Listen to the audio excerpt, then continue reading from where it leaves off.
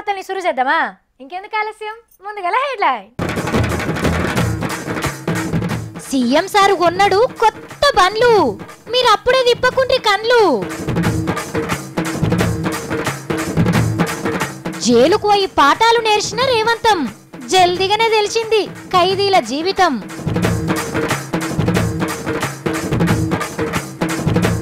ఉల్లిగడ్డల దుఃఖనం షురువు చేసిన సీనన్న, ఇంత మొగ్గన్న ఇయ్యవేందన్నా?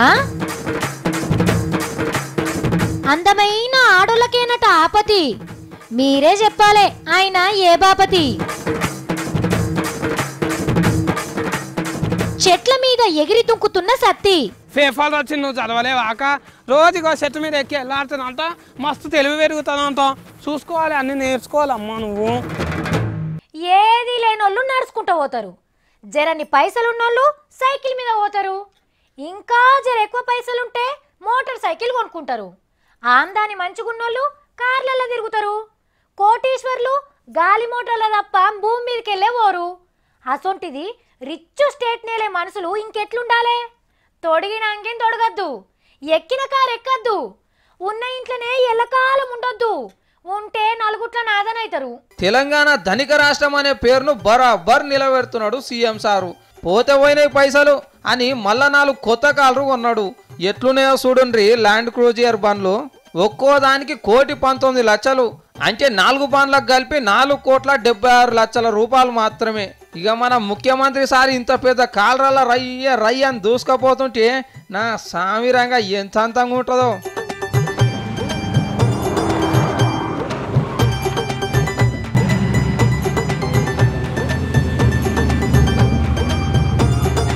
తెలంగాణ తొలసూరు సీఎం కాగానే పాత బండ్లు మార్చి పోయినేడు 4 నల్ల కాలరు కొన్నాడు. తెల్ల పైసలు పెట్టి నల్ల కాలర తిరుగుడేందుకని వాటికి తెల్ల రంగు వేయించిండు. నిన్నటి దాకా అట్లనే తిరిగేటోడు. అట్లనే పెద్ద పెద్ద బాంబులు పెట్టి వేల్చినా ఏం గాని ఇంట్లో ఊసోని దుష్మన్లను గాల్చి పారేసే సౌలతున్న రక్షక్ ప్లేస్లు అనే ఈ కార్ను కూడా వాడుతున్నారు. ఇక పోయిన నెలలనే ఓ 5 కోట్లు పెట్టి కొత్త బస్ ఒకటి తయారు చేపించుకున్నాడు సపరేట్ గా ఊళ్ళ పోటీ తిరిగేటందుకు. 4 ఒత్తులు నడిచిందో లేదో, సెటప్ మంచిగా అనిపిస్తలేదు, మెట్లు మైకులు ముద్దుగా అనిపిస్తలేవని మెకానిక్ షెడ్డుకు తోలిండుగా మొన్న. మళ్ళీ ఇప్పుడు గీ బండ్లను కొన్నారు దగ్గర 5 కోట్లు పెట్టి. ఊరందరిది ఓదారైతే ఉలిపి కట్టేది ఇంకో దారట. అరే ఇలా ప్రపంచం అంతా బంగారు తెలంగాణ కోసం బీటీ బాటలేస్తుంటే గీ ఊరోళ్ళేమో మేము ఆ తొవ్వలకెళ్ళి నడవం, మాకేమద్దు అని అంటున్నారు. బంగారు తెలంగాణకు తలోష చేసి ఆసరగండ్రి అనంటే ఇల్లుగా అమ్మంటున్నారు. అసలు ఎందుకు గిలకింత అని అనిపిస్తుంది నాకైతే. ఇగురం ఇళ్ళకితే ఈగొచ్చి ఏడగొట్టుడు అంటే గిదే కావచ్చు. రంగారెడ్డి జిల్లా మాదారం అనే గీ ఊళ్ళ మందు అమ్మితే 25,000, తాగితే 5,000 జుర్మానే ఇస్తున్నారట. ఊళ్ళ కోటర్ సీసా కనబడ్డా కోదండం ఎక్కిస్తాం అంటున్నాడట గా ఊరి సర్పంచ్ సాపు.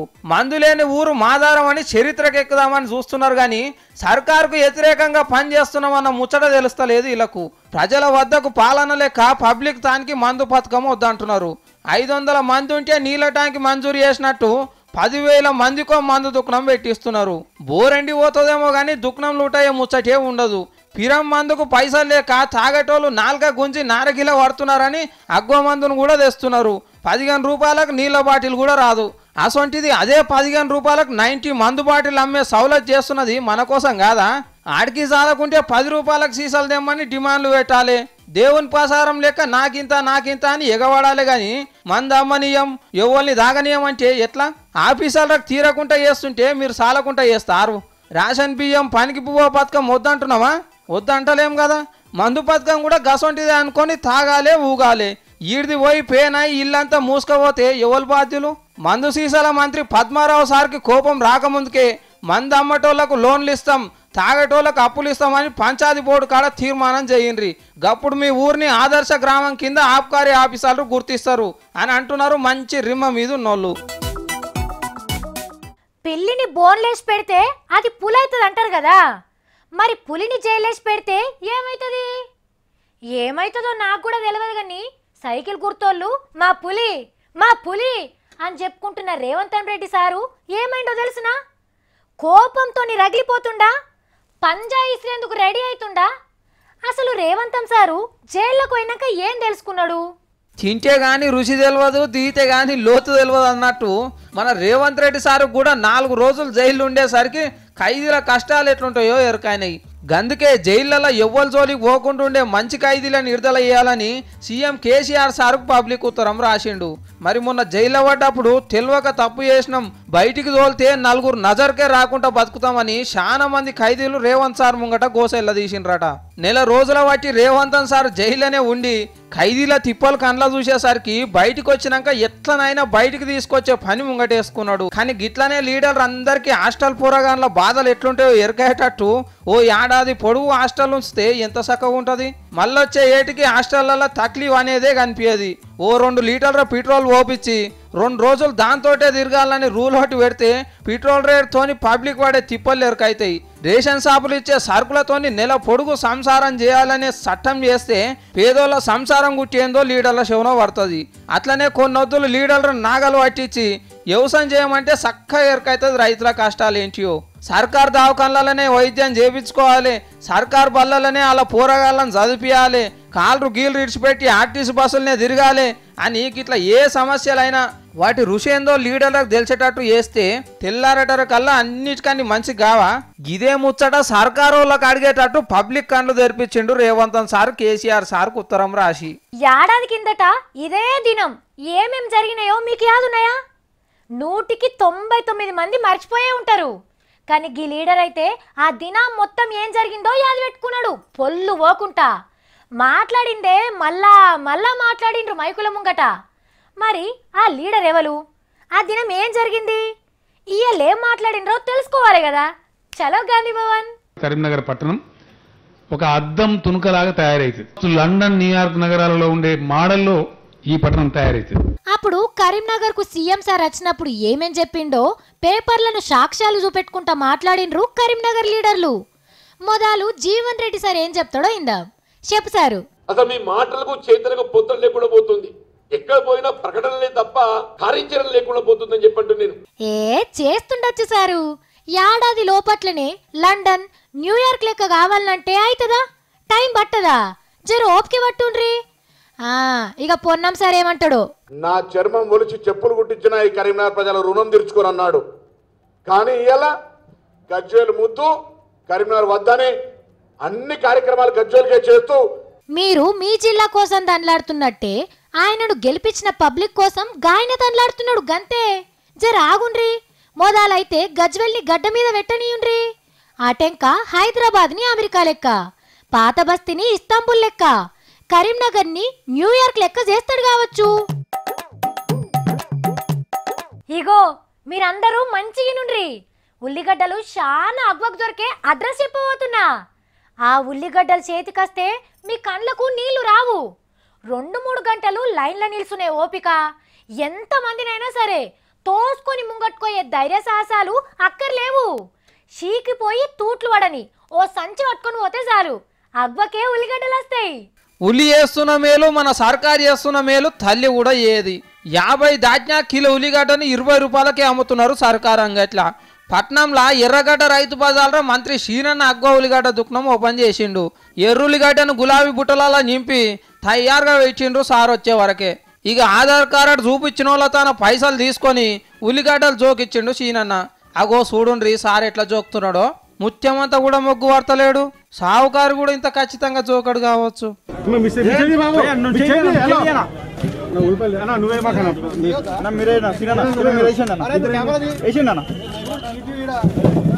ఇక చిన్న గడ్డ కింద పడ్డా ఇడవలే ఎమ్మటే ఏర్పించిండు ముంగటోళ్ళతోని. కాదా మరి ఎంత పిరమున్నాయి బయట, రూపాయికో గడ్డ కూడా వస్తలేదు. షీనన్న ఉల్లిగడ్డను అగ్గకే అమ్ముతున్నందుకు శనార్థులు చెప్తున్నాం కానీ ఉప్పు, పప్పు, ఊదు, బెల్లం, నూనె, కూరగాయల ధరలు అన్నీ పెరిగినాయి. ఆత్యం కూడా జర గిట్లనే అమ్మే ఉపాయం చేయండి సారు. మీరన్నట్టు పప్పు, ఉప్పు, ధాన్యాలు ఏది పెరిగినా కానీ మరి ప్రభుత్వం వెంటనే తగు జాగ్రత్తలు చర్యలు తీసుకోవడం జరుగుతుంది. గా పని చేయండి సారు. మెతుకు మీ పేరు చెప్పుకొని తింటారు పబ్లిక్. మన చేతికున్న 5,000 వేరు ఉంటాయి కానీ హబ్బబ్బబ్బబ్బా మన సర్కార్ మాత్రం అందరినీ ఒకటే తీరు చూస్తుందిలా. పండగలు చేసుట్లా, దేవుళ్ళకు మొక్కులు చెల్లించుట్లా మన సర్కార్ తర్వాతనే ఇంకెవరైనా పైకమిచ్చి పబ్లిక్ని ముడుపులు కట్టి దేవుళ్ళని కృషి చేస్తుంది. ఇగో మన బతుకమ్మ పండుగ లెక్కనే ఈ పండుగను కూడా సర్కారు ఎంత మంచిగా చేయబోతున్నదో ఈనుండ్రి నేను చెప్తా. తండాల పొంటి తీజ్ పండగలు తీన్మార్ డాన్సులతోని మాసంబురంగా జరుగుతున్నాయి. డప్పు సప్పుల నడుమ దిల్ ఖుషితోని ఆడుతున్నారు పాడుతున్నారు. అన్ని పండగలకు తీసిపోకుండా తీజ్ పండగను కూడా తీన్మార్ చేసేందుకు గల్లె పెట్టే గొల్లెం తీసింది సర్కార్. జిల్లాకు 25 లక్షల రూపాయల లెక్కన 2.5 కోట్ల రూపాయలు మంజూరు చేసింది పండుగను జోర్దార్గా చేసుకోమని.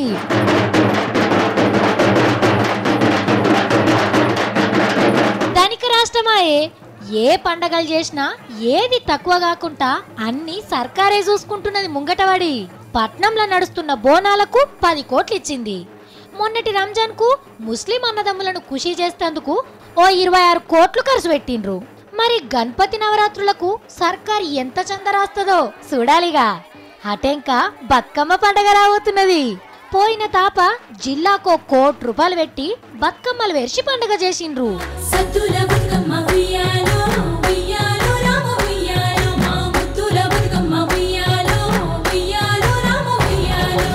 దసరా దివిలకు ఏమియ్యకుండొచ్చును గాని క్రిస్మస్ పండగకు ఎంతో కొంత చదివిచ్చే కోపే కొడుతున్నది తాపకు. కానీ ఎన్కట ఎన్నడన్నా ఆంధ్ర ముఖ్యమంత్రులు మన పండగలను గిట్ల నిత్య కళ్యాణం పచ్చ తోరణం లెక్క చేసిండ్రా? మీరే చెప్పుండ్రి.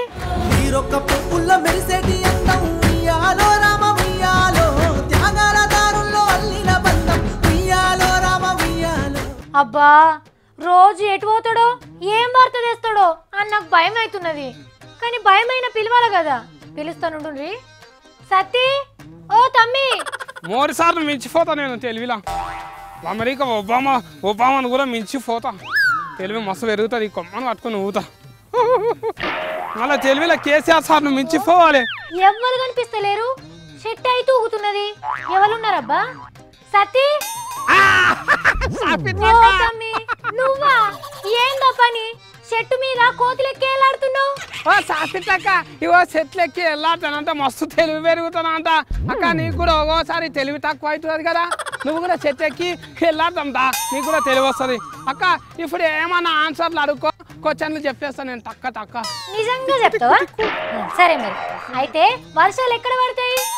ఏడ పడతాయి? భూమి మీద పడతాయి. మస్తు చెప్పిన నేను. నీ మూతి సముద్రంలో కూడా పడతాయి వర్షాలు. మళ్ళీ సముద్రంలో కూర్చొని అడుగు అప్పుడు సముద్రంలో పడతాయి అంట అని చెప్తా. భూమి మీద కూర్చొని అడిగితే ఎట్లనమ్మా? అట్లనా? సరే ఇప్పుడు మనకు వానలు వస్తలేవు కదా, ఎందుకు వస్తలేవు? ఆనలు తెచ్చే ఋతుపవనాలను ఎల్లి నూనె ఆగబట్టింది సముద్రంలో దయ్యం లేక. ఎల్లిపాయ నూనె కారం తొక్కు కాదు, ఎల్నినో. నాకు ఎరకనే అక్క. ఇంకో ఆన్సర్ అడగవా? ఇగో ఆనలు పడకపోతే రైతుల బతుకు ఏమవుతుంది అంత అడగక్క. ఇంకో ఆన్సరు అడిగిన చెప్పు. బేకార్ అవుతుంది. మళ్ళీ బెంకోలు లోన్లు కూడా ఇయ్యరు. మళ్ళీ పండుగలప్పుడు కొత్త బట్టలు కొనుక్కొని పైసలే ఉన్నాయి. ఉప్పు నిరపకాయ కూడా ఎవ్వరు ఉద్దరి ఇయ్యరక్క. రామచంద్ర ఏం తెలివి సంపాదించినవు తమ్మి. సరేగా నీ దయ్యం లెక్క అట్లా ఊగులాడకు తమ్మి. ఎవరన్నా చూస్తే భయపడగల్లా. అక్క ఇట్లా చెట్ల మీద దయ్యాలు ఊగులాడితేనే కావచ్చు అక్క. మస్తు తెలివి వచ్చింది. పగతిలో కనిపిస్తే మస్తు సెల్ఫీస్ ఫోటోలు దిగమంటారు అంట అని మా ఫటీలోనే తిరుగుతాయి అవి. ఈ చెట్లు ఎక్కితే తెలివి వేరు కూడా ఏంది? ఎవరు చెప్పిరు నీకు? పేపర్లు వచ్చి నువ్వు చదవలేవా అక్క? చూసుకోవాలి, అన్ని నేర్చుకోవాలమ్మా నువ్వు. నీ పెయిలా ముళ్ళు పెరిగిన చేష్టలు కాకపోతే ఏంటి ఇవి? ఇట్లా చేస్తే పిసోడ్ అంటారు తమ్మి. మళ్ళీ నేను ఫిసోన్ అయితే చెట్లెక్కి ఇట్లా ఊలాడితే తెలివి పెరుగుతుంది అన్న శాస్త్రవేత్తలు డాక్టర్లు కూడా ఫిసోళ్ళు బిట్టురోలే మళ్ళా. అబ్బో చెప్పిండ్రి. చెట్లు లేవని కోతులు కొండెంగలన్ని ఊళ్ళక చిన్లలో చూస్తే ఇప్పుడు మనం పోయి చెట్లెక్కి వాటికి ఇండ్లు లేకుండా చేద్దామా? కేసీఆర్ సార్ వచ్చారంలా కొత్త చెట్లు పెట్టిస్తున్నాడు కదా అక్క. కొత్త చెట్ల మీదమేమో కొరంగల్ కోతులు తిరుగుతాయి, పాత చెట్ల మీదమేమో మనమేమో ఇట్లా ఆడుకోవాలి. మంచిగా ఉంటుంది. అప్పుడు డిశ్చార్జింగే ఉండదు ఇక. హోర్ని నీ తెలివి గిర్నీలేసి రుబ్బా ఎడ దొరికినవరా నాయనా? నువ్వు అట్లా రాగాలు దిగక అమ్మా. ఆయనతో నేను వెళ్ళాంకలం అని మూతి పనులు రాలిపోతే పెళ్లిలో ఫోటోలు దిగితే ఆయనతో గలీజ్కి వస్తాయి. సరే గాని జాగ్రత్తగా దిగిరా. తెలివి మంతుడా, శ్రీమంతుడా, అదృష్టవంతుడా? నాయన సార్ ఇంట్లో శాఖ మంత్రి కదా, ఇక రోజు 2 గంటలు ఇగో పబ్లిక్ ను మంచిగా చెట్ల మీద ఎక్కి వెళ్ళాలి మా అని ఆర్డర్ వేయాలి. లేకపోతే పోలీసు వాళ్ళతో కొట్టిస్తా అంట అని బుగులు పట్టియాలి. అప్పుడు అందరి పబ్లిక్ అంతా నెత్తి నాలెక్క అవుతుంది అక్క. మస్తు పెద్దగా అవుతుంది. నువ్వు నవ్వకు తమ్మి, నవ్వకు. నువ్వు నీ మాటలు వింటుంటే దేవుడా నేను మొన్న చెప్పిన చూడు ఒక చెట్టుకే 40 రకాల పండ్లు పూస్తాయంట అని గా చెట్టు అమెరికాకి వెళ్ళి చెప్పిమంట జోగురామన్న సార్ను అప్పుడు ఇక కోతలకు ఉంటాయి మనుషులకు ఉంటాయి జగడాలు లేవు చదువు లేవు మంచిగా నీ దమాకు దారికొచ్చినట్టు కొడుతున్నది తమ్మి అబ్బా అక్క చూసినా గుర్తుపట్టడం కదా తెలివి పెరిగింది అక్క ఇగో రోజు మనమే ఎక్కాలి మంగోలికి చెప్పకక్క ఇగో రోజు చెట్టు మీద ఎక్కి దిగర మళ్ళీ తెలివి పెంచుకుంటది సరే చెప్పగాని నువ్వైతే ఆఫీస్కి రా తమ్మి ఎక్కువసేపు ఎక్కద్దట ఓవర్ఫుల్ అయి పనికి రాదట అక్క సత్యగానా వస్తున్నాడు ఇట్లనే రోజు దినం వస్తుందంటే మస్తు నెత్తిలో దమాకు పెరుగుతుంది చూడండి సత్య ఏం చేస్తున్నాడో రోజు చెప్పే ముచ్చట్లే షెట్ ఎక్కి చెప్పిండు తెలివి పెరిగింది అంటున్నాడు ఏం సరివేలో ఏమో అబ్బబ్బబ్బబ్బబ్బా ఊకే వానలు కొడితే మన దేశంలో మస్తు కష్టముల్లా మోడీ సార్ దయచేసి కొన్నొద్దులు ఆనలు పడకుంటూ చూడుండ్రి సార్ ఆగో నా దిక్కట్లా చూడకుండ్రి మంచికే అన్న నేను వానలు కొడితే కట్టెలన్నీ నానిపోతాయి పొయ్యి మీద బువ్వ కూర ఎట్లా అనుకుంటారు అందరూ పచ్చి కట్టెలు మండక పొగస్తుంటే ఉఫ్ఫు ఉఫ్ఫు అని గొట్టంతో నూదుతుంటే తెలుస్తుంది గా బాధ వేసుంటుందో ఏమంటారులా షానికి పోయిన వాళ్ళు ఎన్నైనా చెప్తారు వాళ్ళ బాధ వాళ్ళది ఇంటింటికి మట్టిపోయే అని ఉత్త శాస్త్రానికే చెప్తారు గాని నిజంగానే ఉన్నాయట ఈ ఆధునిక కాలంలో కూడా దేశంలో పల్లెటూళ్ళలో ఉండే జనం ఎట్లా వండుకుంటాండ్రు ఎట్లుంటాండ్రు అని కేంద్ర సర్కారు వాళ్ళు సర్వే చేస్తే 167 మంది ఇళ్లల్లా కట్టెల పొయ్యే కనిపించిందట ఛత్తీస్గఢ్ రాష్ట్రంలోనైతే 93% కట్టెల వంట చేసుకొని ఫస్ట్ జాగా దొరికించుకున్నారు రాజస్థాన్ ఒడిశా రాష్ట్రాల్లో కూడా బువ్వండే అవ్వల బతుకులు పొగజూరుకునే కాన్నే తెల్లారిపోతున్నాయంట దీంట్లో మన తెలంగాణ ఆంధ్రను కలిపి చూస్తే 167 ఇండ్లల్లా కమిరిపోయిన బువ్వ కూరలే తింటున్నారంట పబ్లిక్ ఇక ఉత్తరప్రదేశ్ పంజాబ్ హర్యానా బీహార్ మధ్యప్రదేశ్ రాష్ట్రాల పబ్లిక్ అయితే పిడికలు చేసుకుంటేనే బువ్వ ఉడికింది అనుకోవాలి ఒక్క 37% మందికి గ్యాస్ పొయ్యిలు ఉన్నందుకే తమిళనాడుకు ఫస్ట్ జాగలో నిలబెట్టిండ్రంటే దేశం పరిస్థితి ఎట్లున్నదో చూడుండ్రి ఇక ఊళ్ళల్లో కరెంట్ సౌలతున్న రాష్ట్రాల వరుసలనైతే మనమే ముంగటున్నాం బీహార్ అస్సాం జార్ఖండ్ ఒడిశా రాష్ట్రాలలోనేమో గ్యాస్ నూనె బుడ్డే ఇంటికి దీపం కరెంటు తంబాలు వాటికి బుగ్గలున్న ముచ్చట వాళ్ళ కంటికి కూడా కనిపించట మరి కుండలుంటేనే కదా గంటలకు వచ్చేది అన్నే లేదాయే ఇక పల్లె పబ్లిక్ గ్యాస్ మొద్దుల బరువు వేయడం వస్తారు చెప్పుండ్రి మరి దేశం ఎలిగిపోతాంది ముంగడికి పోతాంది అభివృద్ధిలో రాకెటై ఉరుకుతుందని చెప్పుకునే దాంట్లో నిజం ఎంతున్నదో గందుకే మోడీ సర్కారు ఉన్నోళ్ళు గ్యాస్ సబ్సిడీ ఇడిచిపెడితే లేనోళ్ళందరికి ఇస్తామంటున్నాడు అల్ల నేరేడు పండ్లు నల్లగానే ఉంటాయి తింటే కిడ్నీలల్లా రాళ్ళు రాకుండా చేస్తాయి రాత్రి నల్లగానే ఉంటుంది తెల్లారితే ఎలుగులు తెస్తుంది బంద్ చేసిన టీవీ కర్రగానే ఉంటుంది కానీ పెడితే కలర్ బొమ్మలు వస్తాయి నలుపు గురించి నాకంటే ఎక్కువ ఆ నల్లనయ్య కృష్ణ పరమాత్ముడికే ఎక్కువ తెలుసు ఇన్ని చెప్పినాక కూడా నలుపులు అందం లేదంటే అప్పుడు మీ మనసే కర్రెదని అర్థం అద్దమ్మ రాత్రి ఆడోళ్ళు బజార్లో తిరిగినప్పుడే అస్సలు స్వాతంత్రం వచ్చినట్టు అని అన్నాడు కానీ ఏ ఆడోళ్ళు తిరగాలో చెప్పలేదు గాంధీ తాత కానీ షీపురుకట్ట సోమరా తాత చెప్పిండు అందమైన ఆడోళ్ళు అని మా పార్టీకి పోలీస్ లాఠీలు ఇస్తే నడి రాత్రి కూడా అందమైన ఆడోళ్ళు బజార్లో బాజాప్గా తిరిగే సౌలత్ చేస్తామన్నాడు అంటే అందమైన ఆడోళ్ళకి కావలి కాస్తారట కానీ నల్లగున్నోళ్ళు నచ్చనోళ్ళ బతుకులు దిక్కులేదన్నట్టు ఇప్పటిదాకా సూపులకు చక్కగా ఉన్న ఆడోళ్ళనే చిడాయించిండ్రా బట్టెవాసిగాన్లు నాలుకే మందమై నోటికొచ్చింది మాట్లాడుతున్నాడు అవు సారు మీ పార్టీకి అందంగా ఉన్న ఆడోళ్ళు ఓట్లేస్తేనే గెలిచినారు జర రోడ్డు మీదకి వచ్చి చెప్పుకి ముచ్చట పొరక షీపుర్లు పొట్టు పొట్టు అవుతాయి సోమనాథ భారతి భావోతం చిన్నది కాదు అందంగా లేదని పెన్లని కూడా ఇడిచిపెట్టిన ఇగ్రవంతుడినే ఈ ముచ్చట కుద్దు ఆమెనే చెప్పింది మస్తు మాటల తిట్టేటోడాట కొట్టేటోడాట ఏగలేక ఏరే ఇంట్లో ఉంటాంది ఇద్దరు పిల్లలను పట్టుకొని ఈ అందగాడు చేపట్టుకే అక్క నువ్వు గింత ముద్దుగున్నా అందంగా లేవన్నాడంటే సార్కు దృష్టి లోపం ఉన్నట్టున్నది నువ్వే అందంగా లేవన్నాడంటే ఆయన కళ్ళకు నల్ల పొరలు వచ్చినట్టున్నాయి వకీల్ చదువు చదివి షీపుర్ పార్టీలో చేసి ఓ పారి న్యాయశాఖ మంత్రి కొలు వెలుగబెట్టినా ఈయన చేసే శాతలు గిసోంటి కేజ్రీవాల్ సారు ముందుగాల గిసోంటోళ్ళను మీ పార్టీలకే లూట్ చేయండి అని కోరుతున్నారు సారు అందమైన ఆడోళ్ళు కూడా సమాజ సేవ చెయ్యాలే సచ్చా భారత్ కార్యంలో ఉండాలనుకునేటోళ్ళు మంచిగా ఉండి ముచ్చట దోస్తులు లేకున్నా తెలిసినోళ్ళు తోడు రాకున్నా పోలీసోళ్ళే కావాలండి మరి సమాజ సేవ చేసుకునే భాగ్యం కల్పిస్తారు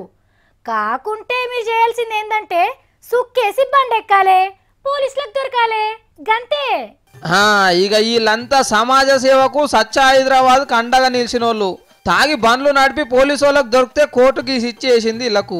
దగ్గరుంటే నీలపూర్ దవాఖాన సాఫ్ చేపించిండ్రు పోలీసు వాళ్ళు. అద్దురా నాయనా చెడిపోతావు, తాగి బండి నడపకురా బాంచనన్నా కూడా ఇన్ లేదు ఇల్లు. ఏం తక్కువ 300 మందికి సఫాయి పని చేయమని ఇచ్చేసింది కోర్టు.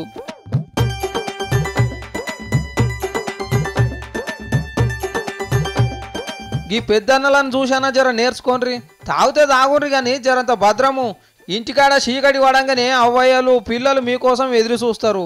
ఇంట్లో చూస్తేనేమో పెద్ద పెద్దోళ్ళు ఎవ్వరు లేనట్టే కొడుతున్నది. అందరు కూలినాలు వేసుకునేటోళ్ళు లేకనే కానొస్తున్నది. కానీ పద్మారావు సారేమో తాగుమని పర్మిషన్ ఇస్తాడు, నాయన్ సారేమో తాగిన వాళ్ళని పట్టుకోమంటున్నాడు. ఇక ఇద్దరు నడుమ మేము ఆగమవుతున్నాం అంటున్నారు వీళ్ళైతే. చూసింది కదా గివి ఇలా నేను పట్టుకొచ్చిన తీన్మార్ ముచ్చట్లు. మళ్ళీ పరి తీన్మార్ వార్తలలో కలుద్దాం. అప్పటిదాకా చూస్తూనే ఉండుండ్రి V6.